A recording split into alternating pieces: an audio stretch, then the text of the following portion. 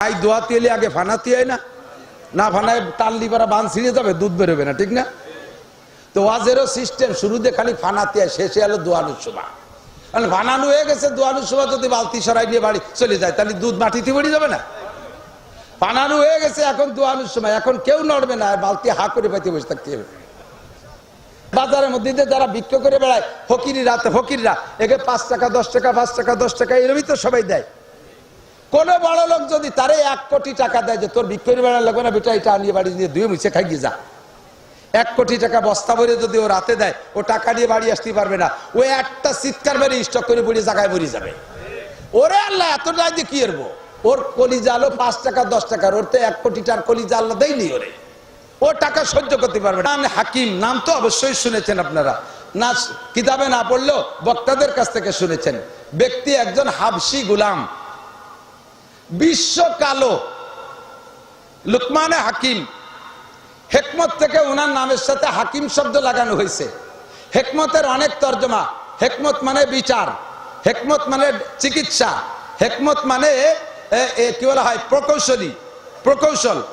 তো হেকমত থেকে হাকিম, হাকিমের মানে বিচারক, হাকিমের মানে ইঞ্জিনিয়ার, হাকিমের মানে ডাক্তার। সর্বশ্রেষ্ঠ তর্জমা হলো হাকিমের, যেই লোকটা উপস্থিত লাখ লাখ মানুষ থাকলেও প্রত্যেক মানুষের রুচি আর চাহিদা যাচাই করে সমস্ত মানুষকে স্টেজে বৈশা একাই সবাইরে কিছু না কিছু খোরাক দিয়ে শেষ পর্যন্ত বসায় রাখতে পারে যেই লোকটা, ওই লোকটা সবচেয়ে বড় হাকিম। কারণ এর ভিতরে বুড়োরা আছে, কান্নাকাটি রস পছন্দ করে, হাসি ভালো লাগে না। মাঝারি বয়সী যারা আছে তারা আদা পাকা আদা কাঁচা চাইলেও নিয়ে এরা হাসি কান্না জড়াই পছন্দ করে।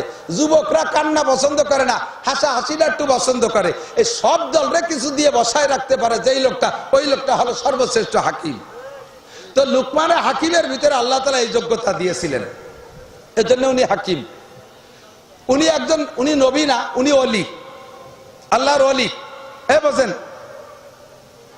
আল্লাহ পাক উনার জ্ঞান, বিদ্যা, প্রজ্ঞা, আমল, আখলাক, আদব, আদর্শ, শিষ্টাচার, কালচার, চাল চলন, ইবাদত, বন্দেগী, ফরজ, ওয়াজিব, সুন্নাত, মুস্তাহাব ইত্যাদি আমল দেখা আল্লাহ পাক খুশি হইয়া উনাকে প্রস্তাব দিলেন, লুকমান তুমি কি ওলি হতে চাও না তুমি নবী হতে চাও? লুকমানে হাকিম জিজ্ঞেস করলেন আল্লাহ পাকের কাছে, আল্লাহ ওলি আর নবীর মধ্যে পার্থক্য কি? আল্লাহ বললেন, নবী হলেন উম্মতের জিম্মাদারি পালন করতে হবে, আমার পক্ষ থেকে যেই বার্তা যাবে উম্মতের কাছে পৌঁছানোর দায়িত্ব তার। ইয়া আইয়ুহার রাসূল বাল্লিগ মা উনজিলা ইলাইকা মির রাব্বিক। নবী হইলে তার আমার সামনে কিয়ামতে কাঠগড়ায় দাঁড়িয়ে আমার প্রদত্ত জিম্মাদারি যথাযথ পালন করেছে কিনা এই জবাব আমার কাছে দিতে হবে। এইটা হলো নবীদের জিম্মাদারি। তবে তাদের মর্যাদা এত বেশি, সারা দুনিয়ার সমস্ত মানুষ যদি ওলি হইয়া যায়, সারা দুনিয়ার সব মানুষ যদি ওলি হইয়া যায়, আর এই সব ওলিকে যদি এক পাল্লায় রাখা হয়, 2.5 থেকে 3 লক্ষ নবী রাসূলদের ভিতরে সবচাইতে ছোট্ট একজন নবীকে যদি আর এক পাল্লায় রাখা হয়, সমস্ত ওলিদের চাইতে একজন নবীর পাল্লা ভারী হইয়া যায়। নবীদের বিশাল জিম্মাদারি, ওলিদের এই জিম্মাদারি নাই। ওলিদের জিম্মাদারি তোমার ব্যক্তি জীবনের আমলের হিসাব দিয়ে তুমি পার হয়ে চলে যাও, জান্নাতে যাও। আর নবীদের জিম্মাদারি গোটা উম্মতের জবাব দিতে হবে। তুমি কি মধুখালী যে দাওয়াত দিয়েছো, তুমি কি মেকসামি যে দাওয়াত দিয়েছো, তুমি কি জামালপুর গিয়ে দাওয়াত দিয়েছো, আরে তুমি কি পাশের গ্রামে গিয়ে দাওয়াত দিয়েছো, তুমি কি এই জায়গা ওই জায়গা গিয়েছো? যদি কোনো জায়গা যাইতে বাকি থাকে নবীকে কাঠগড়ায় দাঁড়াইয়া এই জবাব দেওয়া লাগবে, কেন তুমি যাও নাই? আমার নবীকে পর্যন্ত আল্লাহ পাক বলেন, ইয়া আইয়ুহার রাসূল বাল্লিগ, হে নবী তুমি উম্মতের কাছে দাওয়াত পৌঁছাইয়া দাও, কলেমার দাওয়াত পৌঁছাইয়া দাও, নামাজের দাওয়াত পৌঁছাইয়া দাও, হজের দাওয়াত পৌঁছাইয়া দাও, যাকাতের দাওয়াত পৌঁছাইয়া দাও, কুরআনে কারীম পৌঁছাইয়া দাও। ফা ইল্লাম তাফাল, যদি উম্মতের কাছে কথাগুলো যথাযথ না পৌঁছাও তাহলে প্রমাণিত হবে ফামা বাল্লাগতা রিসালাতা, তোমার যে দায়িত্ব দিছি সঠিকভাবে পালন করো নাই। কেন পালন করো নাই জবাব দিয়ে যাও। জবাব না দিতে পারলে তুমি যত বড় রাসূল হও না কেন তুমি এই কাঠগড়া থেকে নামতে পারবা না। লুকমানে হাকিম বললেন, আল্লাহ নবী হইলে এত বড় জিম্মাদারি, আর অলি হইলে এত সহজ ব্যবস্থা। কাজেই আল্লাহ, আমি নবী হব না আমি অলি হব? আল্লাহ কয়, ও লুকমান, তোমার মধ্যে নবুয়তির প্রজ্ঞা আছে, কেন তুমি নিলে না? লুকমানে হাকিম বললেন, আল্লাহ, হাকিম তো বুদ্ধিমান মানুষ, উনি বললেন, আল্লাহ, আমার জানা মতে তুমি আমার আগে যত মানুষের নবী বানাইছো, কেউরে এইভাবে জিজ্ঞাসা করে বানাও নাই। কেউকে জিজ্ঞেস করো না যে নবী হবা না অলি হবা, যারে নবী বানাবা তারে বানাই দেছো, তুমি আমারে নবী বানাবা না বলেই তো জিজ্ঞেস করছো। নবী বানালি তোমার প্রস্তাব ডাইরেক্ট জিবরাইলের মাধ্যমে আমার সার্টিফিকেট দিয়ে দিতে, আমার গাড়িতে পতাকাটা উড়াই দিতে। আমি এই জন্য বুঝছি যে তুমি আমার নবী বানাবা না, তবে আমি তুমি আমার সাথে প্রতারণা করছো তা না, আমি যদি তোমার প্রস্তাব গ্রহণ করি। আল্লাহ কি প্রতারক? আল্লাহ কি প্রতারক? আল্লাহকে উনি চাইলে দিয়ে দিতেন, কিন্তু উনি আল্লাহকে এভাবে বলিয়া এড়াই গেলেন যে আমি আল্লাহ তোমার অলি হব। তো আল্লাহ তাআলা উনাকে অলি বানায় নিলেন। অলি হলে লাভ কি? আপনারা আমরা তো কেউ নবী হতে পারবো না, আল্লাহর অলি হব, বলেন আমিন। অলি হলে লাভ কি? আল্লাহ বলেন, অলির বহু বচন হলো আউলিয়া। আলা ইন্না আউলিয়া আল্লাহি লা খাউফুন আলাইহিম ওয়া লা হুম ইয়াহজানুন। যারা আল্লাহর ওলি হয় তাদের দুনিয়া আখিরাতে কোনো জায়গা ভয়ও নাই, টেনশনও নাই, বিনা হিসাবে পার করেন। সুবহানাল্লাহ। আল্লাহ যেন আমাদের ওলি হওয়ার তৌফিক দান করে। এই লোকটার পরিচয়, বংশ পরিচয়, উনি গোলামের বেটা। গোলাম, বোঝেন নাই? গোলাম, জীবন ভরে গোলাম শোনেন একটু, যদি জানা থাকে তো ভালো, না জানা থাকলে গোলাম ডারে বুঝে নেন গোলাম কারে কয়। গোলাম সেম কোয়ালিটি হবে আপনার বাড়ির গরু। আপনার বাড়ির গরু, আপনার বাড়ির গরুর উপরে আপনার যেমন কর্তৃত্ব, গোলামের উপরে গোলামের মালিকের ওইরকম কর্তৃত্ব। গোলাম বিয়ে করতে পারে মালিক যদি বিয়ে দেয়, যদি বিয়ে না দেয় কোনোদিন বিয়ে করতে পারবে না। যদি গোলামরে বিয়ে দেয় মালিকে, বিয়ে করে বউ আনবে, মিলন তারা করবে, সন্তানও তারা জন্ম দেবে। এই সন্তান রে মালিকে ইচ্ছে করলে আটেনি বেশি বেলায় দিতে পারবে, মা বাপ ঠেকাতে পারবে না। আপনার বাড়ি গাইটা কিনে নিয়েছেন, সাথে একটা বাছুর আনছেন, দুধ ছাড়াই নেই, গাইডারে রেখে বাছুরটারে বেশি বেলায় দেন, এই গাই থেকে আপনার নামে আন্দোলন করতে পারে? দেন কাকা, আপনি কত বড় বেইনসাফ, আপনার মতো আনাড়ি হয় না, আমার এই দুধের বাচ্চারে বেশি বেলায় দিলেন, আপনার ডারে বেশলে আপনার কিরম থাকতো? কোনোদিন কি গাই দিয়ে করতে পারে? আবার বাছুরটা রয়েছে দুধ ছাড়াই নেই, তার মারে জবই দিয়ে আপনার মাইয়ের বিয়েতে রুটোই খাওয়াই দিচ্ছেন, এই বাছুরটা কি কোনোদিন করতে পারে? আপনার মতো আনাড়ি মালিক হয় না। কপালটা ফুড়াইছে, আপনার বাড়ি আইছে, চোখের সামনে আমি দুধ ছাড়ালাম না, আমার মা ডারে জবই দিয়ে খেয়ে বেলায় দিলেন। এ জায়গা যেমন তাদের কোনো অভিযোগের কোনো তোয়াক্কা করা হয় না, সেম গোলাম বান্দিও ওইরকম এক জাতের মানুষ ছিল। এই গোলাম পদ্ধতি আমার নবী তুলে দিয়েছেন দুনিয়া থেকে, বলেন আলহামদুলিল্লাহ। লুকমানে হাকিম এরকম একটা গোলাম ছিলেন। চেহারা, যারা সৌদি গেছেন, যারা হজে গেছেন বা পশ্চিমা দেশের কালো মানুষ দেখছেন, তারা সাক্ষী দেন। হাবশি কালো যারা, এ কালোর কোয়ালিটি আলাদা। বাঙালি কালো এমন এমন কালো আছে, নাক চোখ মুখের কোয়ালিটি এত সুন্দর, অনেক ফর্সার চাইতে ভালো দেখা যায়। আরে হাবশি কালা জায়গায় যদি বসে থাকে, দুনিয়াটারে মনে হয় যেন মানুষটা জঙ্গলের থেকে কোনো প্রাণী উঠে এসে বসে রয়েছে।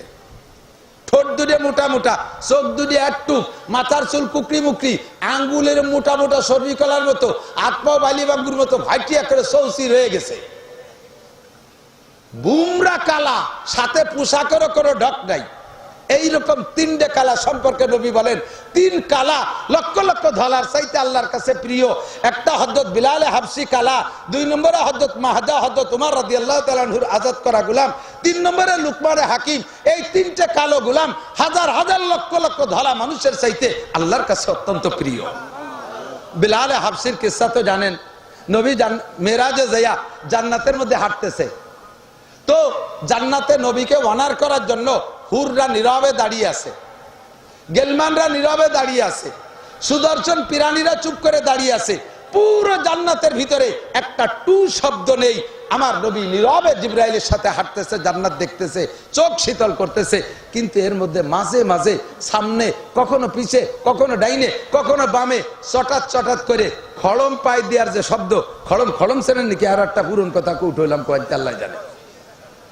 খড়ম, কাঠের খড়ম, এখন তো খড়ম নাই, কাঠের খড়ম পায়ে দিয়ে হাঁটছে যারা মুরব্বীর কর চটাত চটাত চটাত শব্দ হতো না, এইরকম শব্দ আসতেছে জান্নাতের মধ্যে থেকে। হুজুর জিবরাইলকে বললেন, জিবরাইল আইয়ু সৌতিন হাজিহি, এই নীরব নিস্তব্ধ পরিবেশের ভিতরে এই টকটক শব্দ কোত্থেকে আসে? এই শব্দটা তো শব্দ কর্নেওয়ালারা দেখি না, আবার শব্দ। হযরত জিবরিল জবাব দিলেন, হে আমার দিক, হাজা খুফুকু নালাই বিলালিক, হুজুর এটা আপনার বিলালের খড়মের আওয়াজ। কেউ শোনেও নাই সুবহানাল্লাহ বলো না, কাল সকালে কবেন সুবহানাল্লাহ। সুবহানাল্লাহ আপনি বলবেন, এখনই আপনার জান্নাতের মধ্যে একটা ফলদার গাছ লাগানো হয়ে যাবে, আর একটা লাগানো হয়ে গেছে, এটা হয়ে গেছে, দেরি হচ্ছে না, খালি লাগাতে হতেই তাহলে সকালে কয়ে নেন সুবহানাল্লাহ। বিলালের খড়মের আওয়াজ, বলেন সুবহানাল্লাহ। হুজুর দাঁড়িয়ে গেছে, আজা বিলাল কাবলা মজিবিল জান্নাহ, বিলাল কে আমার আগেই বেচতে চলে আসছে জিবরাইল? তো জিবরাইল বলে, লা হুয়া ইয়ামশি ফিদ দুনিয়া ওয়াতুসমা সাউতু বিল জান্নাহ, আপনার বিলাল জমিনে হাঁটতেছে, সেই খড়মের আওয়াজ জান্নাতের মধ্যে শুনতেছেন। হুজুরে কাইফা ইমকিনু হাদা, এটা কি করে সম্ভব? মাল ফারকু বাইনা দুনিয়া ওয়াল জান্নাহ, দুনিয়ার জান্নাতের মধ্যে কত দূরত্ব? ইয়ামশি ফিদ দুনিয়া তুসমা সাউতু বিল জান্নাহ, হাঁটে দুনিয়ায়, জান্নাতের মধ্যে খড়মের আওয়াজ, এটা কি করে সম্ভব? হযরত জিবরিল হুজুরকে বললেন, সাতাসমা বাদু, এখন সফরের কাজ সারি, এ বিষয়ে বর্ণনা দেব পরে। হুজুর জান্নাতের সফর সাইরা দুনিয়ায় আইসা ফজরের বাদে সাহাবায়ে কেরামদেরকে সামনে করে মেরাজের এই আজীব ঘটনা শোনাচ্ছে। এ ভাই, আশ্চর্য ঘটনা কিনা কথা বলেন। নবী বাইতুল মুকাদ্দাস গেলেন রাতারাত, সেখান থেকে 7 আসমান পার হইলেন, সেখান থেকে বাইতুল মামুর গেলেন, সেখান থেকে সিদরাতুল মুনতাহা গেলেন, সেখান থেকে আরশে আজিমে গেলেন, এভাবে জান্নাত জাহান্নাম সব দেখলেন। এই ঘটনা সচক্ষে দেখলেন, এ কথাটা আশ্চর্যের বিষয় কিনা? সাহাবায়ে কেরাম শুনতেছে আর চোখ বড় হয়ে রয়েছে। আর যাদের বিশ্বাস করার দরকার তারা বিশ্বাস করে করে কাঁদতেছে, আর যাদের হাসার দরকার তারা হাসি যাচ্ছে। এর মধ্যে বিলাল একটু দূরে বসা, হাফসি গোলাম তো, মোটা সোটা গায়ে গন্ধ, একটু দূরে বসা। নজর পড়ার সাথে সাথে হুজুর বলেন, তা আল্লাহ দাইয়া কাছে আসো। ডাইকে কোলের মধ্যে বসাইছে, বুকের সাথে জড়াই ধরছে। সব সাহাবা চেয়ে রয়েছে, তাকায় রয়েছে। আল্লাহ, কত সুন্দর সুন্দর সাহাবা, কেউ রে জড়াই ধরলো না, বিলাল রে জড়াই ধরলো, গালে মুখে কপালে 3টে চুমো খাইয়ে কয়, আইয়া আমালিন তা আমালু, বিলাল তুমি কি আমল করো? বিলাল কা, হুজুর এত সাহাবার ভিতরে কেউ রে কথা জিজ্ঞেস করলেন না, আমাকে জিজ্ঞেস করলেন কি আমল করি। কেন হুজুর জিজ্ঞেস করলেন কেন? সবাই যা করে আমিও তো তাই করি। হুজুর বলেন, বিলাল সামি তো খুফুকা না লাইক ফিল জান্নাহ, জান্নাতের ভিতরে আমি আর কাহারও খড়মের আওয়াজ শুনি নাই, তোমার খড়মের আওয়াজ আমি জান্নাতের মধ্যে শুনে আসছি। বিলালের খড়মের আওয়াজ জান্নাতের মধ্যে হবে, আর বিলাল জাহান্নামী হবে? বিলালও কোন জায়গা? জান্নাতি। কাজেই তুমি জান্নাতি। শুনে বিলাল এবার বুকার মতো বুবাই বুবাই কাঁদতেছে।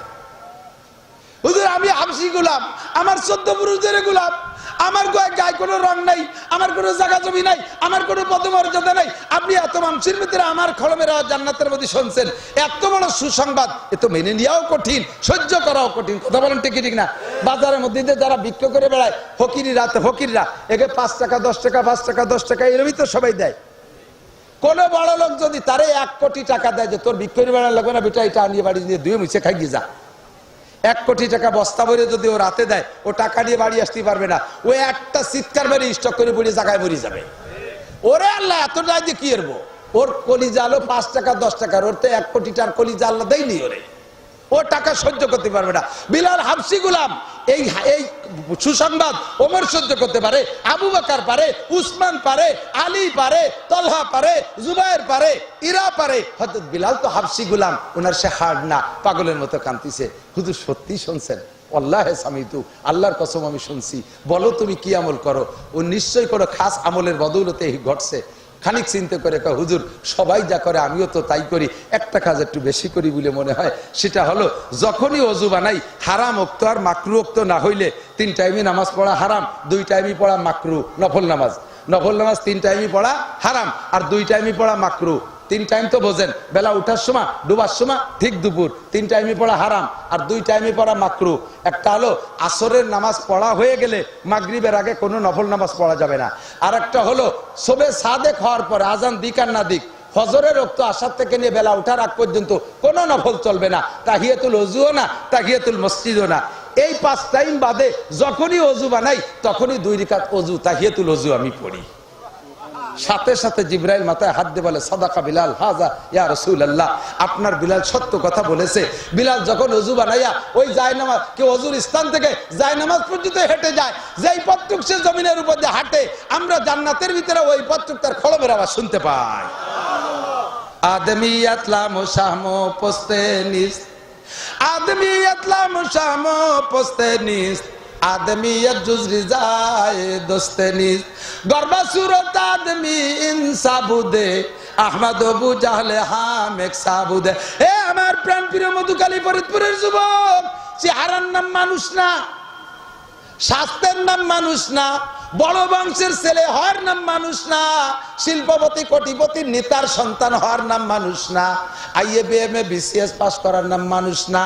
মানুষ হলো যার মধ্যে মানবতা আছে, সেইটা মানুষ। কথা বলেন ঠিক ঠিক না? মানবতা আলাদা জিনিস, এটা শিক্ষার মাধ্যমে সবসময় আসে না। বড় বড় ডাক্তার ইঞ্জিনিয়ারদেরকে দেখেছি, বড় বড় অফিসারকে দেখেছি, পশুর চাইতে স্বভাব খারাপ। কতক্ষণ ঠিক ঠিক না? পশুর চাইতে স্বভাব খারাপ, শিক্ষায় তারে মানুষ বানাইতে পারে নাই। মানবতা আলাদা জিনিস। এই মানবতা শিখতে হলে দুনিয়ার কোন কোর্সের মধ্যে নাই, মানবতা আছে একমাত্র কোরআন আর হাদিসের শিক্ষা কোর্সের মধ্যে। নবী পাক বলেন, 3 কালা লক্ষ ধলার চাইতে ভালো, 1 কালা বিলাল, আর 1 কালা মাহাজা, আর 1 কালা লুকমানে হাকিম। লুকমানে হাকিম লাখখানিক মানুষ নিয়ে একদিন স্টেজে বসে বয়ান করে, লক্ষ লক্ষ মানুষ। আল্লাহ তার জবানের মধ্যে কারামতি দিয়েছিলেন, মাইক লাগতো না, সাউন্ড বক্স লাগতো না। লক্ষ মানুষ যদি বসতো, শুরু মানুষটা যেমন শুনতো তার মুখের আওয়াজ, শেষের মানুষটা ওইভাবে শুনতেন। একবার বলেন সুবহানাল্লাহ। বয়ান করতেছেন, এই কালো মানুষটা মাঝখান থেকে আর একজন কালো উঠে আইছে, বয়সী এক কালো, উনার বয়সী, পাশে ঘুরে আইসা পাশে বইসা একটা কথা জিজ্ঞেস করবে, সাহস পাচ্ছে না। পাশে আইসে একবার গাছ সাথে ডলা দেয়, আবার সরিয়ে বসে, বয়ানের ভিতরে তো লাস্টে উনি বলতে, আমি এতই ঘষাঘষি করতেছেন, কি কিছু বলবেন? কয় যে ভাইজান একটা কথা কব, তা সাহস পাচ্ছি না। কি বয়ের কি আছে বলেন? কয় যে না বলবো না, মানে উনারের কি অনুমতিটা টাইট করতেছে, না বলবো না। কয় না বলেন। কয় যে আপনি কি সেই লুকমান, যে লুকমান আর আমি একসাথে অমুক মালিকের বাড়ির গোলাম ছিলাম, আর এই ছাগল রেখে বেড়াতাম? আপনি কি সেই লুকমান? পিছনে যা হয়ে গেছে, বড় হয়ে গেলে অনেকেই সেই কথা মনে রাখে না। কথা কন না কে? মধুখালীর বাজারে বহুত ব্যবসা বাণিজ্য, বড় বড় ব্যবসায়ী আছে, থাকতে পারে, আমি জানি না, টুও বলতেছি আর কি, আমাদের এলাকার আন্দাজে বলি। একসময় তারা এই জায়গায় যে ভ্যান রিক্সা চালায় বেড়াইছে, পরের মাঠে কামলা কিষেন দেশে, আল্লাহ তাআলা ভাগ্যের পরিবর্তনে এখন কোটিপতি বানাইয়া বাজারের বড় ব্যবসায়ী বানাইছে, শিল্পপতি কোটিপতি বানাই বেড়াইছে। এরকম হতে পারে কি পারে না? যখন বড় লোক হয়ে যায়, তখন তারে যদি বলা হয় আপনারা এইরকম ছিলেন না, জব দেয় কি, shut up, no talk but উস্কুত, কথা মোটে কবি না, আমার 14 পুরুষ ধরে জমিদার।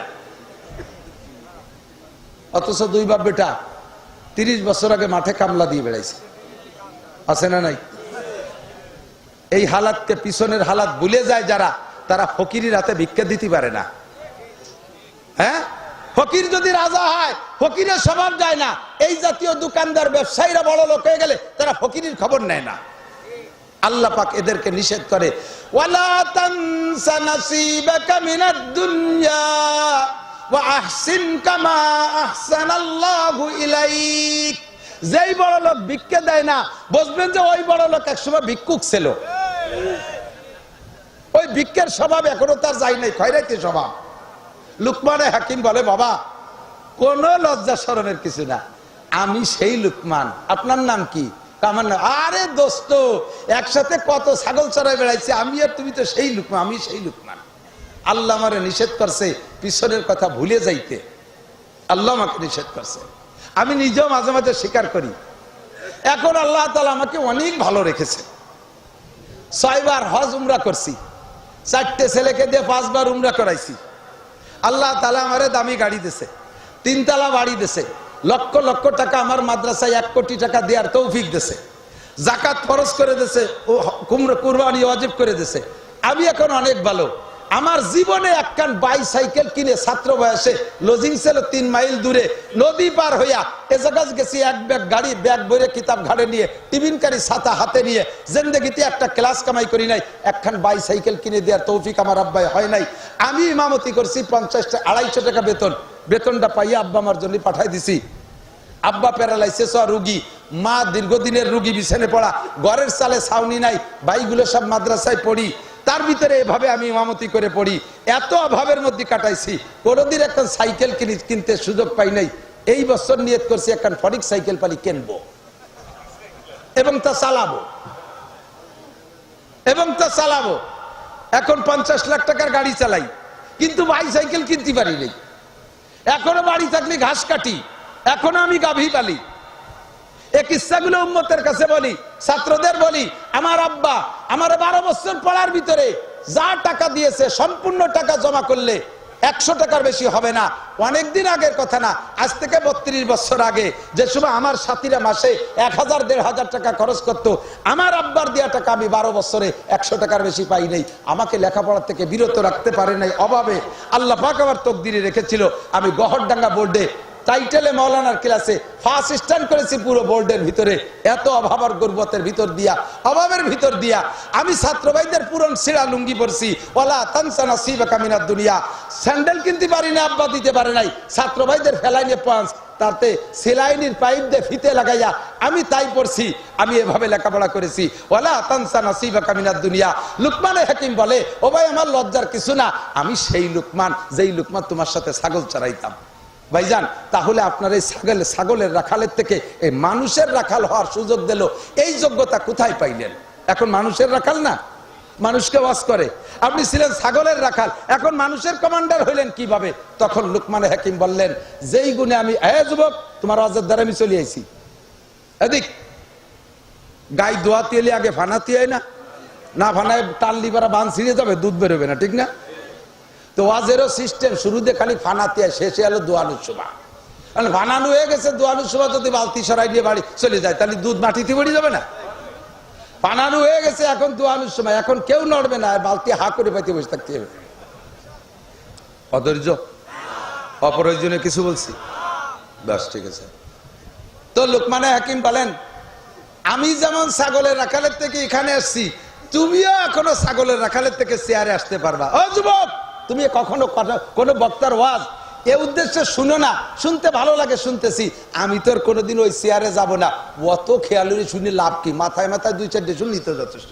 নো, প্রত্যেকটা কথা মনে রাখবা।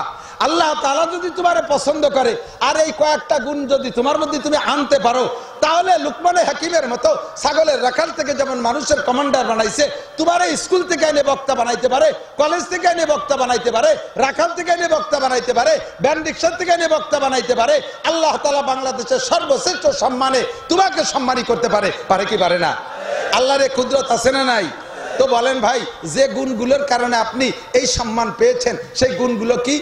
1 নম্বর, কয়েকটা অঙ্গকে কন্ট্রোল করা, কয়েকটা অঙ্গকে কন্ট্রোল করা, জাস্ট কয়েকটা অঙ্গ, আমার দিক কয়েকটা অঙ্গ। 1 নম্বরে চোখ, 1 নম্বরে চক্ষু। কেন? চোখ হলো সব আকামের রাহবার। রাহবার বোঝেন তো? গাইড, পথ প্রদর্শক। যত প্রকার অন্যায় এ সব কিছুর রাহবারি, পথ প্রদর্শন কে করে? চোখে করে। অমুকের দালানটা দেখতে ভালো, দখল করতে হবে, চোখে দেখছো বিদায় ভালো লাগছে, দখল করতে হবে। অমুকের পজিশনটা চোখে দেখছো ভালো, তাই দখল করতে হবে। অমুকের মেয়েটা চোখে দেখছো ভালো, তাই অপহরণ করতে হবে। অমুকের প্যান্ট জাঙ্গিয়ে এগুলো দেখে ভালো লাগছে, চোখে পছন্দ করা দিছে, বাস ওইরকম তা বানাতে হবে। অমুকের চুল কাটা চোখে দেখছো, কুত্তো চুলাই দিয়ে উপরে নিয়ে রেখে দিয়েছে, কয় না চোখে ভালো লাগছে, ওইভাবে চুল কাটাইতে হবে। অমুকের দাড়ির কাটিং, মেসি কাটিং, এটা দেখে চোখে ভালো লাগছে, ওই মেসি কাটিং এর দাড়ি রাখতে হবে। এই সব আকামের গুরুকে, এই চোখটারে কন্ট্রোল করো, নিচু করো। কুল্লিল মুমিনিন ইয়াগুদ্দু মিন আবসারিহিম, হে নবী বলে দাও পুরুষদেরকে, তোমার উম্মতের চোখের নিচে রাখো, চক্ষুকে নিচু করো, কুদৃষ্টি থেকে বাঁচাও। এই যুবকরা আমার দিক তাকাও, পরের মেয়ের দিকে তাকাইও না, এতে চোখের ক্ষতি হয়, ব্রেনের ক্ষতি হয়। মানুষের ব্রেন, ছাত্রদের বলি, ব্রেন নষ্ট হওয়ার জন্য সব চাইতে খেয়াল করে না, ব্রেন নষ্ট হওয়ার জন্য আবার খেয়াল হবে না। কেন বলতেছি? যাতে তুমি ভালো করে খেয়াল করো।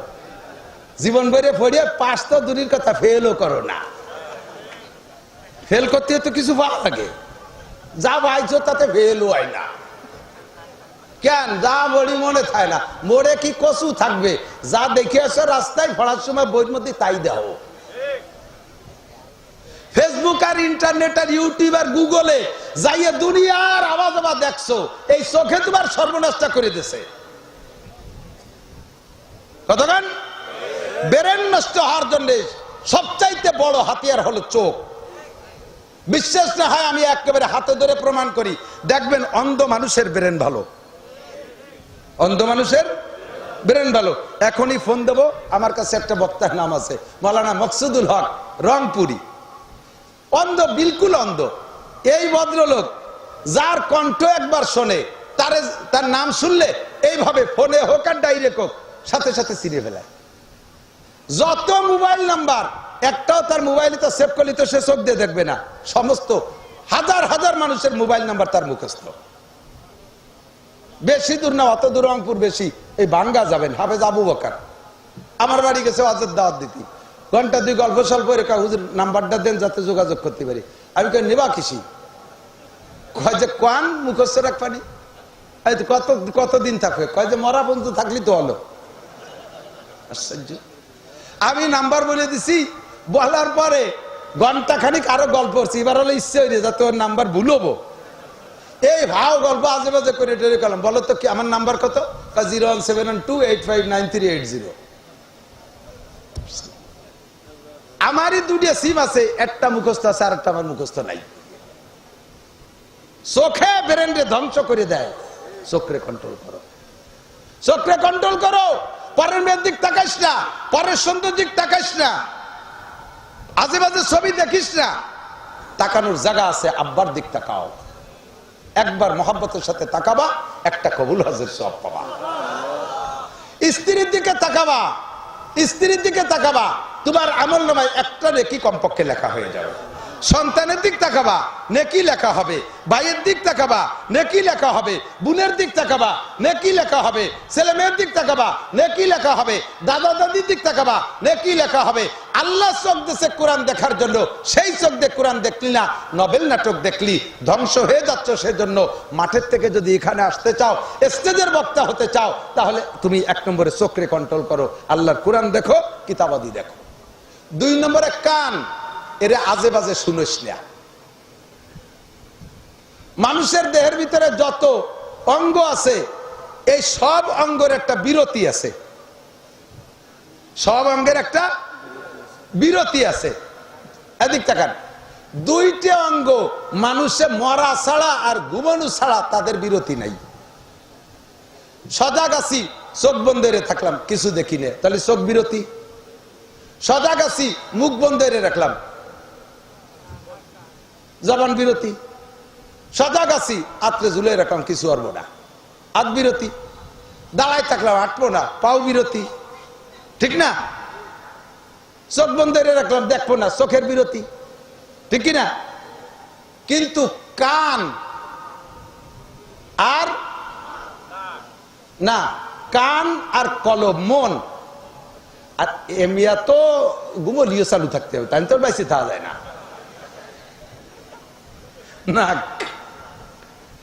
কান আর মন যতক্ষণ সজাগ থাকবেন, যত ফ্রি মাইন্ড করেন, মনে তো সব মুছে ফেলাও, এই মুছে ফেলতেও তো মনে একটা কিছু করা লাগে। মন কোনো সময় ফ্রি থাকে না যতক্ষণ সজাগ থাকে। আর কান, এই কানডারে কাজে লাগাবা কোন জায়গা? ইস্তেমায়ে কওলে রহমান জিক্রে গোশ, তাতুয়ানি রোজ শব্দার জিক্রে কোশ।